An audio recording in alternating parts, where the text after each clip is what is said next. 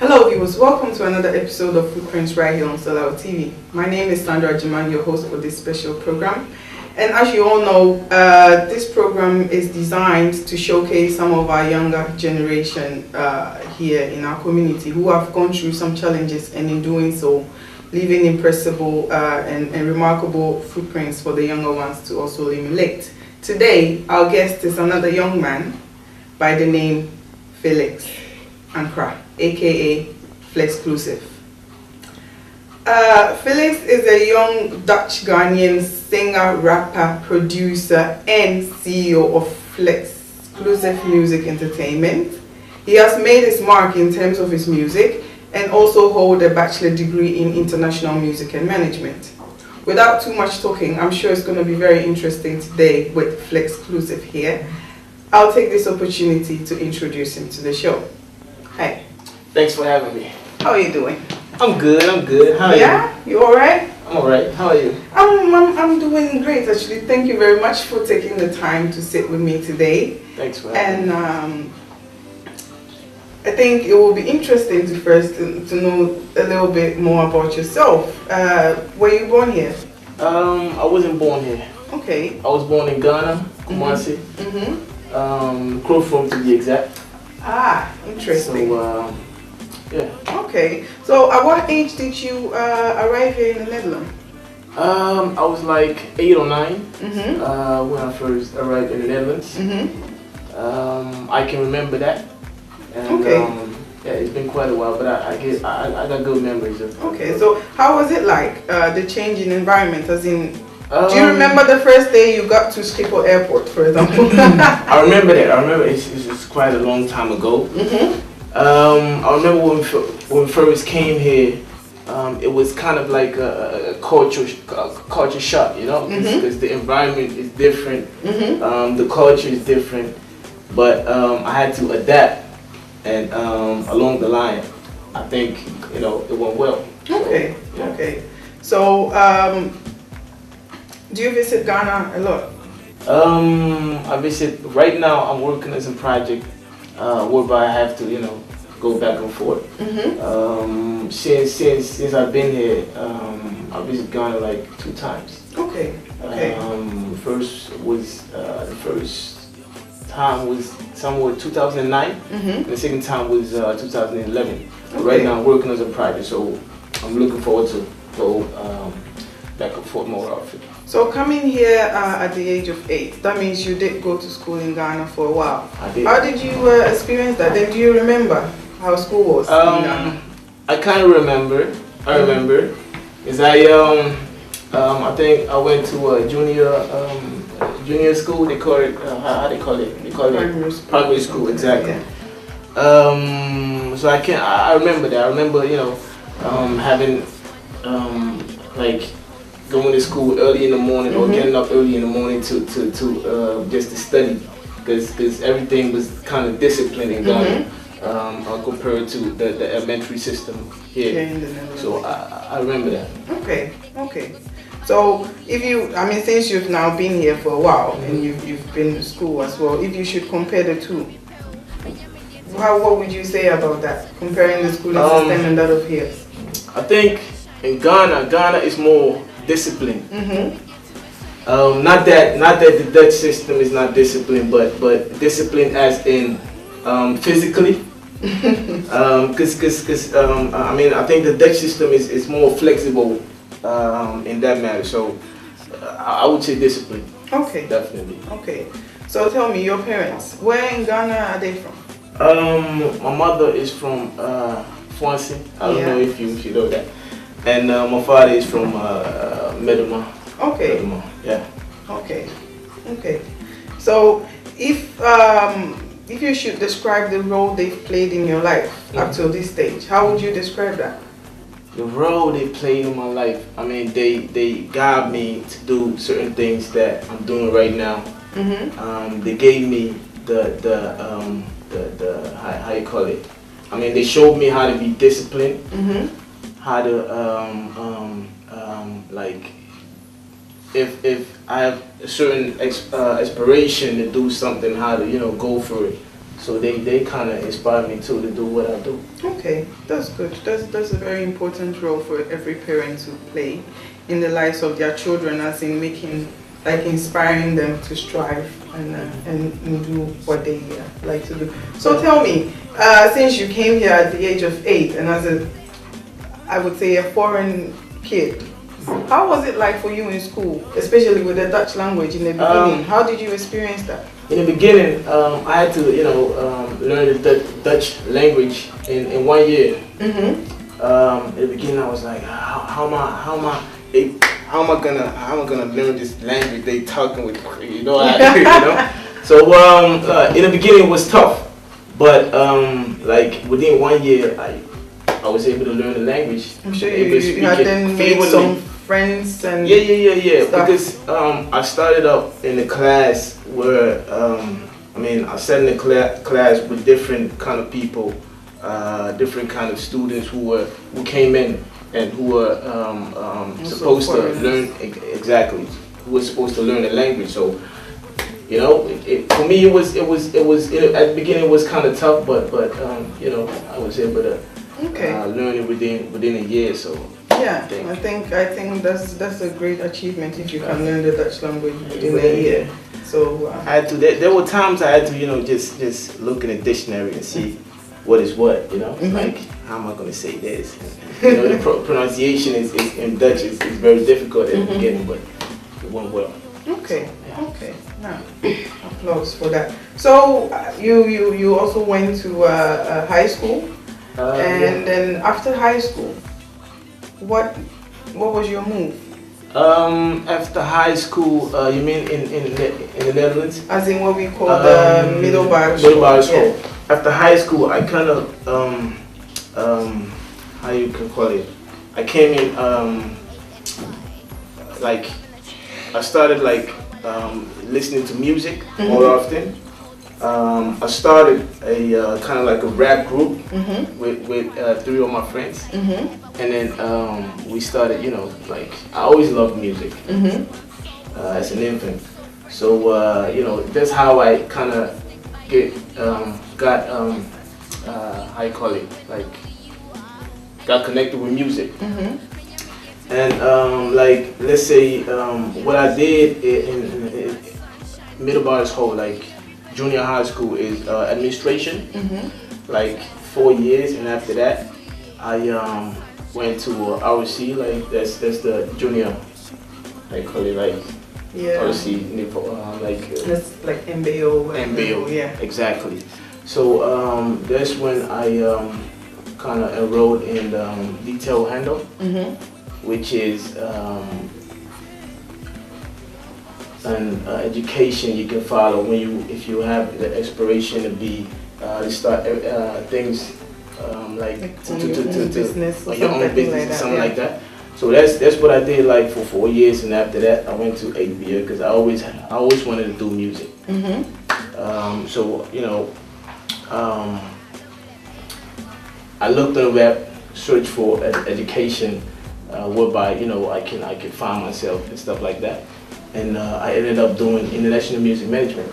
Okay. And I graduated in 2009. So. Okay. Yeah. So actually, you kind of like used the MBO to get to the hobby, just so that you can do something that have to do with music. Exactly. Okay, that's a smart move, because someone else would have thought, but there's no course at the MBO level that will get me where I want to. Then maybe they will they will give up, or they will just. Because at the time there wasn't no music education that I could follow. So I was like, okay, you know what? I'm gonna go to the MBO, and after graduating from the MBO, I'm gonna go to HBO. So that's how I did it. That's a good one. So tell me, looking back at school, as in what you call middelbare school, MBO, HBO, have you ever experienced anything that you still like carry with you at this point in time in your life? Definitely. I experienced different kind of things, but I think the one experience that stayed with me is I remember we had to write a business plan as a graduation project, and I had to write it with a peer, with one of my peers, classmates, and he was not that motivated as I was. So at the end, he told me. I remember he told me, "Nah, I don't think we're gonna be able to do it. I don't think we're gonna be able to do it." I was like, "Nah, I just came I came a long way to get here, so I didn't come a long way to stop here, you know." So like we were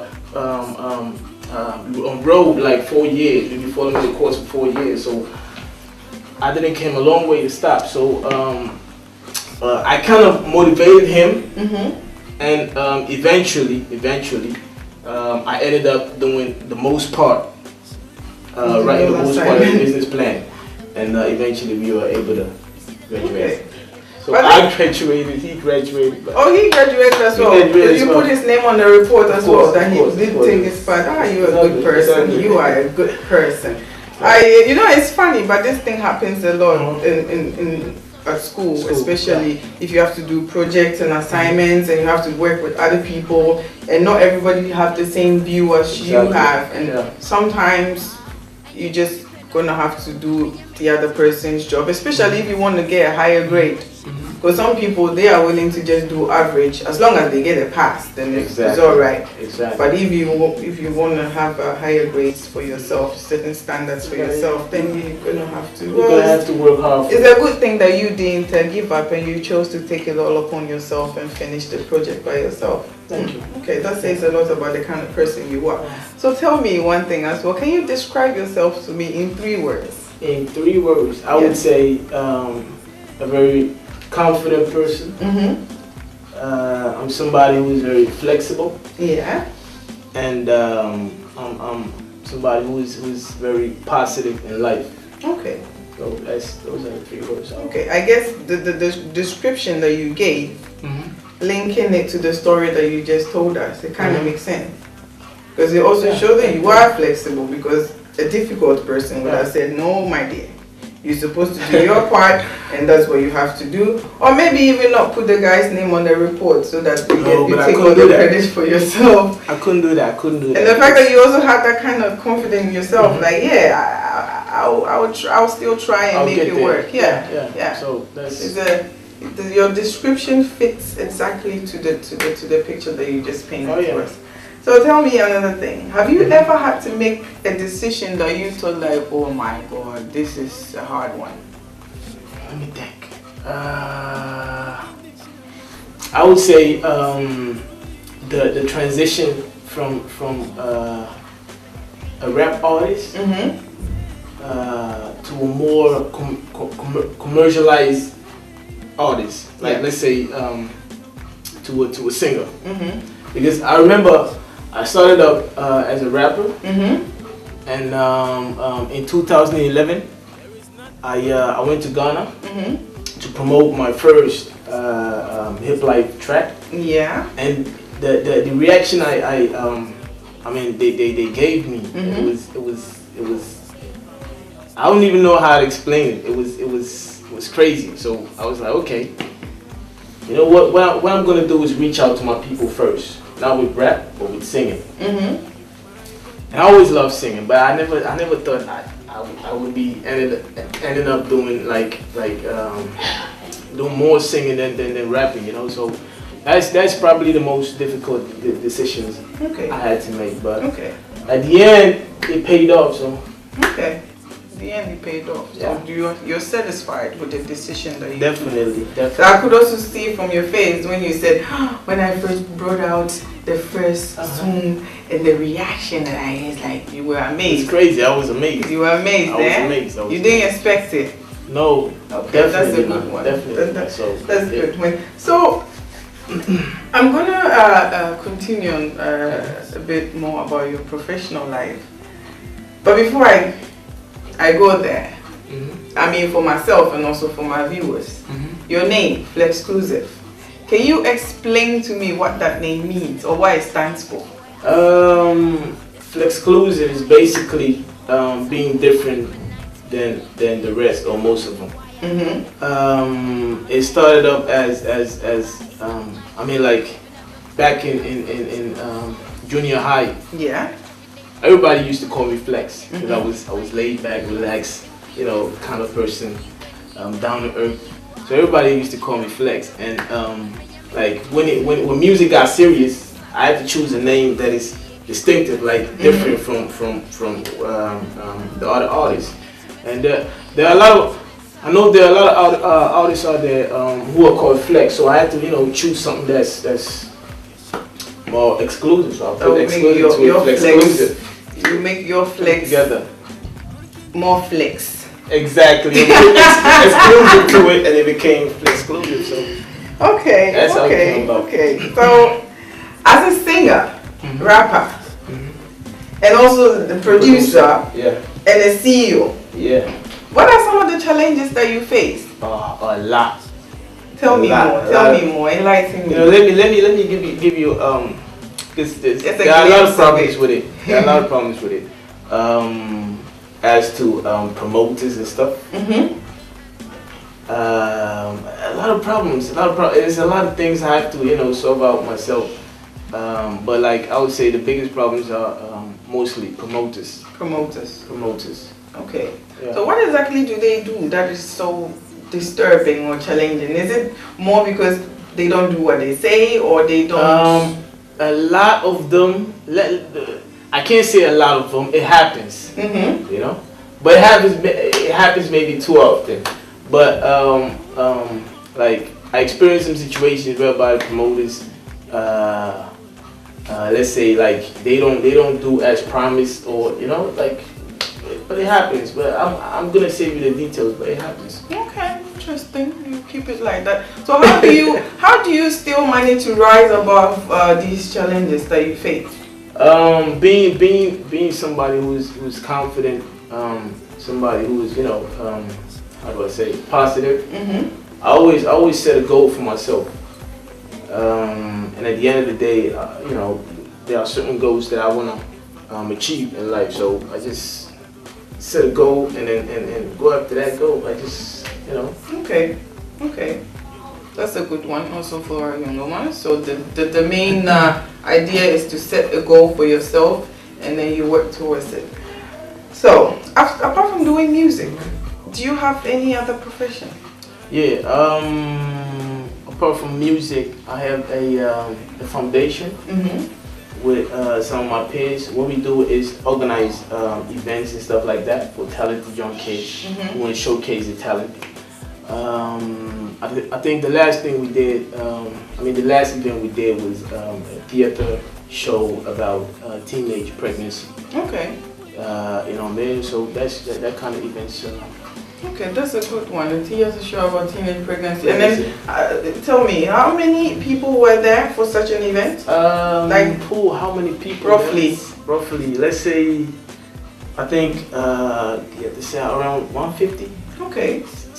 Yeah, 150. Okay, so the theater is also so the theater is also something to sort of educate the younger ones about teenage pregnancy. About the issue that's confronting our teenagers nowadays. Okay, that's a good one that you're doing there. That's like, yeah, it's a foundation. So it's kind of like a charity work. Yeah. So we using the foundation to, you know, reach out to the younger target group, or the younger ones who are, you know, aspire to reach certain goals in life. So okay. Well, my applause for that. Thank you. Well, viewers, it's been interesting getting to know Flexclusive so far.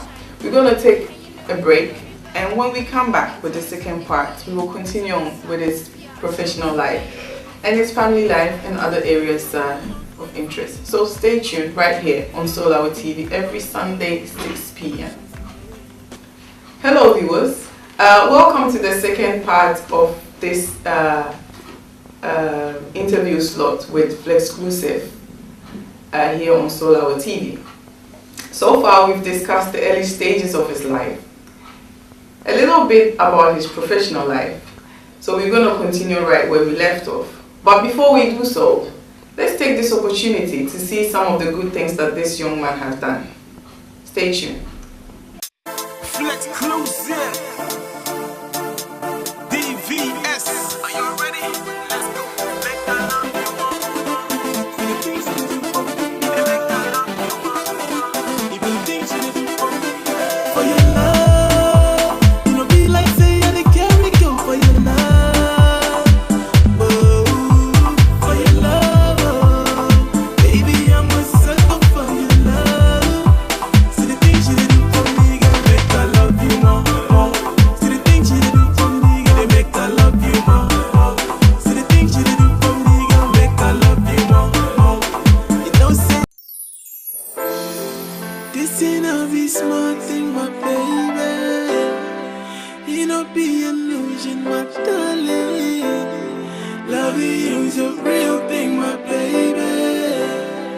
Never cause confusion, my lady. I will put away my pride for you. You should be my lady, yo. You're the only one, my precious baby. Yeah, I got unconditional love for you. Promise I'll be true. So, Felix, tell me something. So far, how many songs have you brought out?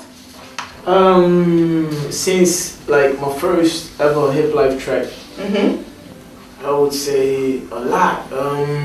Okay, what is a lot? Then again, what is a lot? Let's say like 11 to 12 tracks. Okay, that's Somewhere along the line. impressive. Yeah. That's impressive. So, what inspires you to write these songs? So, for example, the song "Anything for You." Yeah. I know you were gonna say that. Yes, obviously I will. If I didn't, then I would be. Tell me, what inspired you to write that song, "Anything for You"? As we all know, "Anything for You" is a love song. You know, it's for the lovers and maybe friends. It's I don't know. Like when I get the instrumental, before I even sit down to write, I just you know, stop mumbling on the track. But "Anything for You" is mainly inspired by like Oh yeah. it's inspired by that special one close to my heart, you know. Okay. So she inspired me to do the track. Okay. Well, that's It took a long while to get. Yeah, No, but I'm it's just joking, still joking. interesting to know. Yeah. And the song in question, "Anything for You," which later got a refixed with Tiffany. Tiffany. Tell me, how did that happen? Tiffany was actually she was supposed to be here to for a concert, and before she came, I reached out to the people who brought her here, the management and stuff like that. I reached out to them and tell them I got this one song, you know, that I would like to, you know, work with her on. And so she came, and I think, you know, she used to, you know, she was accompanied by Afia J, the host. You probably know Afia J, the host. So, you know, she yeah. So I sent a beat to Afia J, the host, and you know, they were friends and stuff like that. And Tiffany heard it. She liked it. I spoke with the management and people who brought it here, and the rest is history. It, like she jumped on the track, and it became massive. Yeah. Massive. So tell me, smash. how was it like working with Tiffany? What kind of person is she? Tiffany is, you know, she's like me. She's very relaxed. But most of the people won't, you know, even realize that. But she's very, you know, relaxed, and I love to work with her. She may be a bit shy, but people don't know that. But, oh really? Yeah. Interesting. But it was fun working with her. It was fun working with her. Okay. So tell me something. I know a lot of musicians or rappers, singers. Some of them they sit down or they pick, let's say, a topic and then they write something about it. Some of them don't write at all. They just get into the booth and then they just let it out, let it out. or they just come in and then they start vibing to a beat and then they just pick up? How does that go for you? Do you write or do you just vibe your way out? Normally, like before even putting anything on paper, I just turn on the instrumental, and then I just start to listen to it, vibe on it, and it comes naturally. Okay. Depending on what type of song it is. Okay. Sometimes I'll be like, either I'm sitting in a car driving and then I'll be vibing and it just come across something, I pick up my phone and record it. Okay. Okay. So it comes naturally. So after you sort of be vibing to a song and then you write it down? Exactly. After mostly it's not even those are not even words. Those are melodies. Like those are melodies. And after that, sometimes maybe some words and stuff like that. But after that, I just sit down and change these melodies into words and choose a topic for it. I just write the whole song there. Okay. After that. Okay. So as a musician, you do shows as well. What's like? What goes through your mind? Like 2 seconds before you get on that stage in front of that many people. Yeah, 2 seconds before I get on that stage. I'm just saying, like maybe a minute before that, like a minute. Let's say before I even get on the stage, I'm far gone. I'm far gone. So when you say far gone, it's like I'm far gone. I'm in my zone. I'm like in my zone. Okay. So when I step up on that stage, like everything like goes on click. Okay. Do my thing and then. Okay. But when you said I'm far gone, I kind of got worried. Oh no, far gone. No. It's not in negative. It's positive. No, I get you. I get you. It's not in negative. So it's like I'll be on my zone. Right before I get up on that stage. And when I get up on the stage, it's very hyped up hyped up, excitement, all mixed up. Okay. And so not nervous, but come again? Your heart start beating faster, or you don't get that? No, not necessarily. Not necessarily. So you're never nervous to stand in front? No, I'm not nervous. Not like nervous. I'm excited. You're excited. I just want to go. Oh yeah. Let's go right now. So like normally even before I even do a show, I normally don't eat like as I usually eat. After the show, I can eat a horse because you're done with it. So like so the pressure, it's not the pressure, like the excitement, everything is. Okay. So that's how it goes. So is there any musician or entertainer that you consider as a role model or someone that you look up to? Someone that I look up to. The people I look up to are unfortunately deceased. Oh. But there are some people I look up to right now in let's say in the African music industry. That would be people like Moogie's from R to B's. He's good. There are a lot of them. Okay. So to name a few, there's a lot of them. So Moogie's. You got a lot of. I listen to any type of different types of music. I also listen to rock, listen to R&B, listen to reggae, Paris Hammond. I listen to Bob Marley. Like it's a mix. So that's how I'm working on. Sorry to say, I'm working on a new project right now, a new CD. I'm announcing it right now. It's called Crux, Come Rain or Come Shine, which will be released this summer. Okay. And it's gonna be like a mix of all those like musical styles. It's gonna be a mix of reggae, a mix of high life, some hip life on it. So it's I listen to different kinds of styles. Okay, so interesting. So, do you also sometimes because I wonder, if you also sometimes listen to, let's say, like the old-fashioned Ghanaian music to sort of get you inspired. That's what I do actually. I listen to Omachidede, I listen to Kojenchi, I listen to Dr. Papobo, I listen to like interesting names. Like so like on the new project I'm working on, you're gonna hear a lot of those influences. Okay. So like the typical high life music. I'm looking forward to hearing the kind of Amachidede inspired kind of stuff. You wait. I'll wait, no problem. It's gonna be a nice project. I'm very excited to release it. Okay. And it's gonna be in collaboration with Soulhour TV too. Yeah. Definitely. But we're working on it. Okay. That would be nice. So how does your family life look like? I'm the oldest. Yeah. Got a younger brother and a younger sister. My younger sister is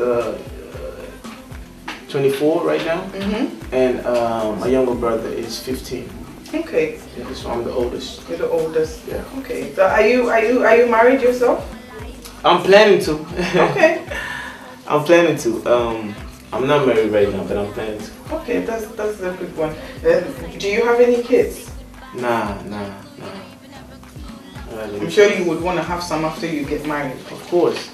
That's every boy's dream, right? I mean, like marry, get kids, you know, have a family in the near future. Okay.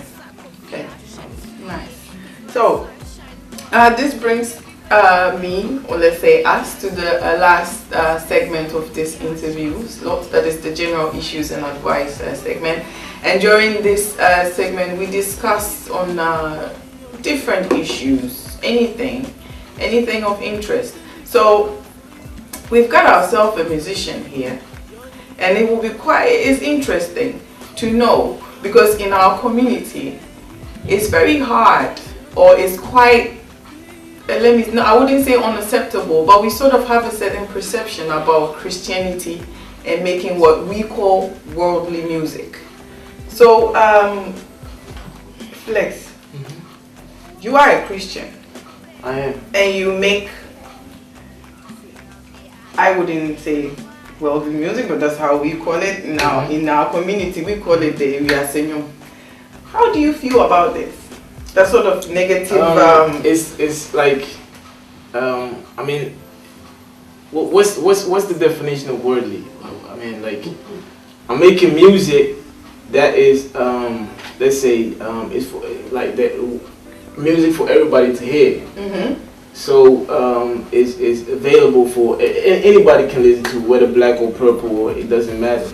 But it's not necessarily like worldly music like Uyasenyo was. Like I'm bringing out negative stuff. All the tracks I'm bringing out, and what I'm putting in those tracks, I'm trying to enlighten people. You know, when I speak about love, it's a positive side of love. I'm trying to you know, enlighten people and share my experience to the world. It's not like like all my tracks are positive. Okay. So it's not necessarily negative things that I'm bringing out. You know. Okay, but I think for our community, it becomes interesting. Yeah. Or we see it more as not good when the song is too abusive or violent, or we use certain words. But I think if you are a Christian and yet you make normal music about love itself, then I don't see it to be a bad thing. Because I mean, if we should just think about it, if everybody, I mean, I love God and I will always sing to praise Him. But let's say I love God and I will always sing to praise Him. But let's say if everyone was going to make gospel music, for example, what other music are our marriage couples going to use to sort of, you know, just have a normal evening with some candlelight? Exactly. And I mean, it will be very weird if you were with your wife and you put on the candle and there's some wine on the table and you be playing the gospel music. I don't think anything is going to happen that day. No, because like a lot of people, you know, they got a different interpretation of how. I mean, you can listen to music. There are different types of music. The one is explicit, like cursing and stuff like that. But for example, when I listen to a lot of Amanchide's track, it's like he uses proverbs like "Ayin Futu," Futu like, you know, he's trying to enlighten people. Exactly, it's an advice. It's not necessarily him bringing out something negative. You know what I mean? So it's how people, you know, interpret it, like how people understand it. A lot of people got a different way of, you know, like seeing things, viewing things, and that's wrong. Because I think that also makes it even harder for other musicians who make normal music, and if you feel like, yeah, well, if I go to church they will all look at me funny, then they will not even bother to go to church. It's sad. That drives these people out of the church, whilst the church is an open place for everybody to come and worship their Lord, you know. So I think it's just it's too bad. I mean, if someone makes a song which only contains abusive words and things that are belittling to women and all those things, then obviously that's not. At least I don't appreciate such. I mean, it's crazy when, let's say, I make I write a song for all the mothers in the world. Is that worldly? No, because it's me showing respect, feel. Like you know, like praising the woman, like, you know. I think it's also because when I've listened to Anything for You, and it's more of how you're trying to explain how you feel about that a particular person through your music, and it's some other people can relate to it. Also can relate. So when you play the track, they're like, oh, this is from me to her, or from her to him. Like it's all about putting out tracks or material that people can relate to in their daily lives. That's about it. Okay, well, that's interesting, seeing it from the point of view of a musician. But I mean, I'm sure that will not stop you from going to church, right? No. You still go to your church. Of course. Why should that stop me? Well, I mean, if I was to make music and every moment I work in a I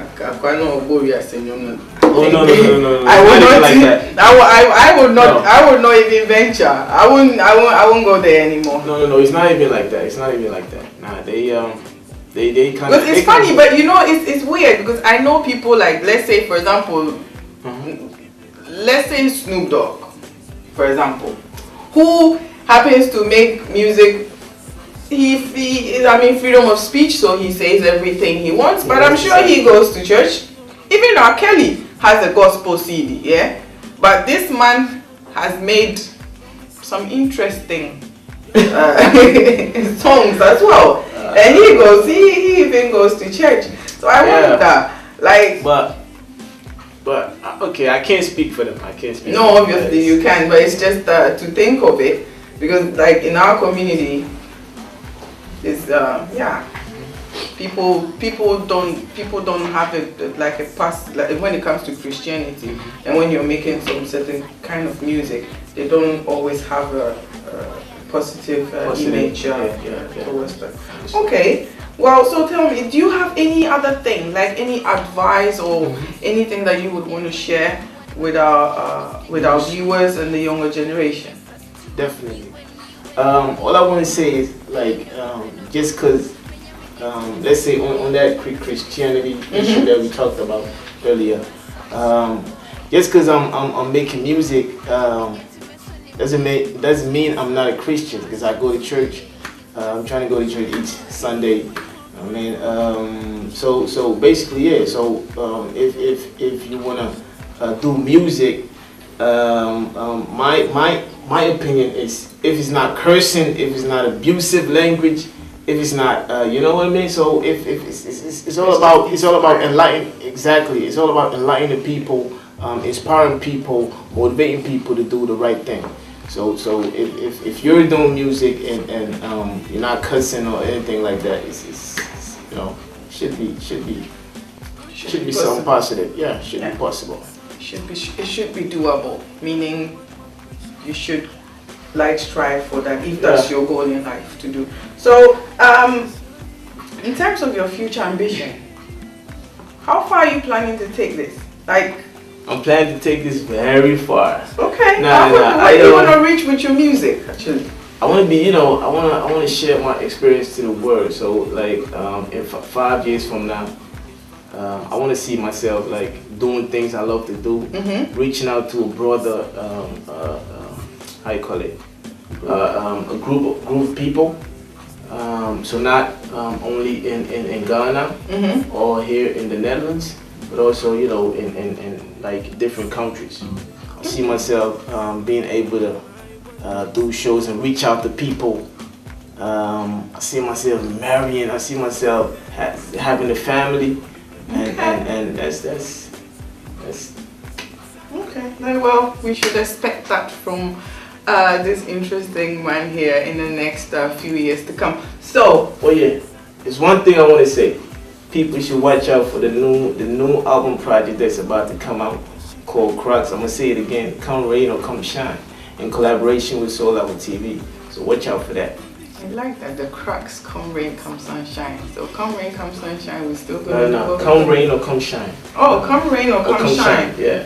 Crux. Okay. Come rain or come shine. No matter what, you'll get there. Since you're on about your music, and we have you here on Footprints, before you leave, can you please do me the honor, and also our guests, please do us anything for you. Yes. Okay. Anything for you. Here it goes. It's no be small thing, my baby. It no be illusion, my darling. Loving you's a real thing, my baby. Never cause confusion, ma. I will put away my pride for you. You should be my lady, yo. You're the only one, my precious lady. I got unconditional love for you. Promise I'll be true to you. You're the only one, my precious. Hey, I go crazy, yeah. Shorty, you my baby, yeah. I go crazy, yeah. Shorty, you my baby, yeah. Quick. That was review. A quick one, but it was a lovely one. At least I'm sitting right next to it, and it was amazing. You are very talented. Thank you very much. Too bad I'm not Tiffany. I would have done the Tiffany part. You just put it in right there, but unfortunately I can't wrap my way out of this one. So viewers, we've come to the end of this interview slot with Flexclusive here. It has been very inspiring, at least music wise, and I hope you enjoy it.